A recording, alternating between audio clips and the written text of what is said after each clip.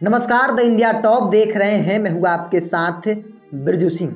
आज की इस वीडियो में हम बात करेंगे बिहार के बाहुबली नेता पप्पू यादव की प्रेम कहानी के बारे में।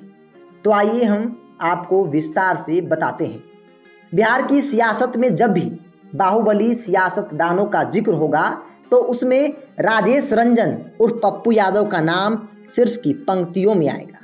एक बार विधायक और 5 बार सांसद रहे पप्पू यादव की सियासी किस्से जितने मशहूर हैं उतनी ही मशहूर उनकी प्रेम कहानी है, या यूं कह लीजिए कि इनकी प्रेम कहानी किसी फिल्मी कहानी से कम नहीं है। एक मामले में जेल पहुंचे तो प्यार में गिरफ्तार होकर बाहर निकले। दरअसल बात साल 1991 की है, जब पप्पू को लोग बाहुबली नेता के रूप में जानते थे। पप्पू राजनीति हत्या के आरोप में पटना की एक जेल में बंद थे। इस दौरान वे अक्सर जेल अधीक्षक के घर से लगे मैदान में लड़कों का खेल देखा करते थे। इन लड़कों में विक्की नाम का भी एक लड़का था। खेल के दौरान विक्की की पप्पू के साथ जान पहचान हुई और देखते ही देखते वो जान पहचान दोस्ती में बदल गई। इसी दोस्ती के चलते विक्की ने एक बार पप्पू यादव को अपनी फैमिली एल्बम दिखा डाली, जिसमें विक्की की बहन रंजीता की टेनिस खेलती हुई तस्वीर थी। अब एक शायरी मुझे याद आ गई है, वो भी आपको बता दे रहे हैं।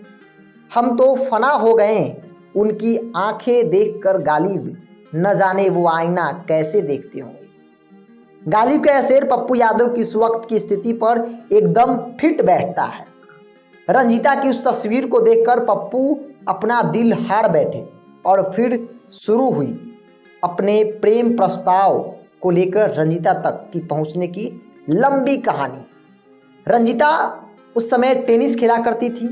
जेल से छूटने के बाद पप्पू यादव अक्सर रंजीता के एक झलक पाने के लिए उनके पीछे जाया करते थे। पीछा करने का सिलसिला लगभग 3 सालों तक चला। पप्पू यादव अक्सर कामकाज छोड़कर रंजीता की एक झलक पाने के लिए उनके पीछे पड़े रहते थे। फिर एक शायरी और ले लीजिए आप। किसी को वोट भी मिले, किसी का प्रचार भी हो, बस तू ही मेरा रहे, इस दिल में तेरी ही सरकार हो। कुछ ऐसा ही हाल उस वक्त बाहुबली नेता पप्पू यादव का था। पप्पू यादव लगातार रंजीता का पीछा करते थे। 3 साल बाद रंजीता को इस बात का आभास हुआ तो उन्हें पप्पू का अपने पीछे आना रास नहीं आया। उन्होंने पप्पू यादव को कई बार ऐसा करने से मना किया। पप्पू नहीं माने तो कड़े शब्दों में रंजीता ने इसका विरोध भी किया। एक बार तो रंजीता ने यहाँ तक कह दिया कि वे सिख हैं और पप्पू यादव आप हिंदू हैं, उनके परिवार वाले ऐसा नहीं होने देंगे। लेकिन पप्पू यादव हार मानने वालों में से कहाँ थे, जिद पर डटे रहे। रंजीता के माता पिता ग्रंथी थे और इस विवाह के खिलाफ थे।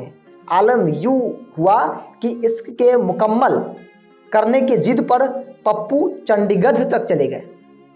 वहां पप्पू यादव रंजीता के बहन बहनोई से मिले, लेकिन जब वहां भी दाल नहीं गली तो हताश परेशान होकर उन्होंने एक बार नींद की ढेरों सारी गोलियां खा ली। किसी ने ठीक ही कहा है कि जो इश्क तकलीफ न दे वो इश्क कैसा, और जो इश्क में तकलीफ न सहे वो आशिक कैसा। खैर, स्थिति बिगड़ने पर उन्हें इलाज के लिए पीएमसीएच में भर्ती कराया गया। इसके बाद रंजीता का व्यवहार थोड़ा सामान्य हुआ और फिर बात आगे बढ़ी। पप्पू लगातार रंजीता के माँ बाप को मनाने का प्रयास करते रहे। इस बीच राजनीति में मुकाम बना चुके पप्पू यादव को पता चला कि कांग्रेस नेता एस अहलूवालिया की बात रंजीता का परिवार कभी नहीं टालेगा। फिर क्या था, पप्पू ने दिल्ली तक जाकर कांग्रेस नेता से मदद की गुहार लगाई, जिसके बाद रंजीता के घर वाले मान गए। आखिरकार शादी की तैयारी शुरू हुई। तय हुआ कि पप्पू और रंजीता की शादी आनंद मार्ग की पद्धति से होगी। इस दौरान पूर्णिया की सड़कों को पूरी तरह से सजा दिया गया। शहर के सारे होटल और गेस्ट हाउस बुक थे। आम और खास सबके लिए व्यवस्था की गई।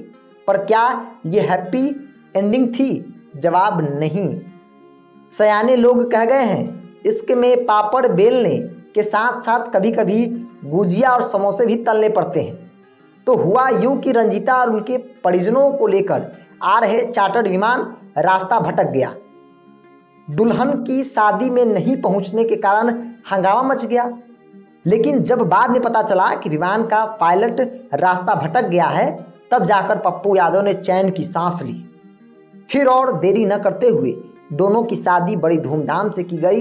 इस शादी में देश के बड़े बड़े धुरंधर चौधरी देवीलाल, लालू प्रसाद यादव, डीपी यादव, राज बब्बर जैसे लोग शामिल भी हुए थे।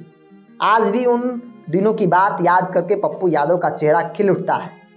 प्रेमिका से पत्नी बनी और अब राजनीति में उनकी सहचर रंजीता रंजन के लिए पप्पू के पास सिर्फ सराहना के शब्द हैं। तो आपको पप्पू यादव की लव स्टोरी कैसी लगी?